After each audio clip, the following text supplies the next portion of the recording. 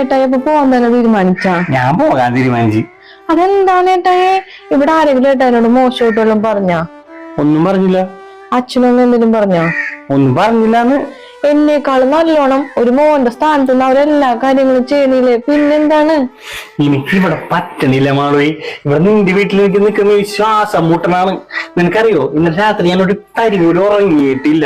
എനിക്ക് എന്റെ വീട്ടിൽ കിടന്നാൽ ഉറക്കം വരുള്ളൂ. അതുകൊണ്ടാണ് ഞാൻ പറഞ്ഞത് ഞാൻ പോണെന്ന്. നീ എന്തായാലും 2 ദിവസം ഇവിടെ നിന്നോ. പോണേക്കുമ്പോ എന്നെ വിളിച്ചാൽ മതി, ഞാൻ നിന്നെ കൊണ്ടുപോകാൻ വേണ്ടി വന്നേക്കാം. പോരെ? ചുരുക്കി പറഞ്ഞ ഒരു ദിവസം പോലും എന്റെ വീട്ടിൽ നിൽക്കാൻ പറ്റണില്ലല്ലേ? അപ്പൊ ഏട്ടായി ഞങ്ങൾ പെൺപിള്ളേരുടെ അവസ്ഥ ഒന്ന് ആലോചിച്ച് നോക്കിയേ. ജനിച്ചു വളർന്ന വീടും നാടും എല്ലാം വിട്ടിട്ടല്ലേ ഭർത്താക്കന്മാരുടെ വീട്ടിൽ വന്ന് താമസിക്കണത്. ചുരുക്കി പറഞ്ഞ ഒരു പറിച്ചു നടല്.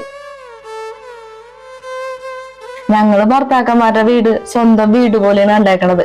അതുകൊണ്ട് തന്നെയാണ് അവിടെ താമസിക്കാനും പറ്റണത്. അതുപോലെ തന്നെ ഭാര്യ വീടൊന്നും സ്വന്തം വീടായിട്ട് തന്നെ. അപ്പൊ ഇവിടെ താമസിക്കണേന് ഒരു ബുദ്ധിമുട്ടും ഉണ്ടാവൂല.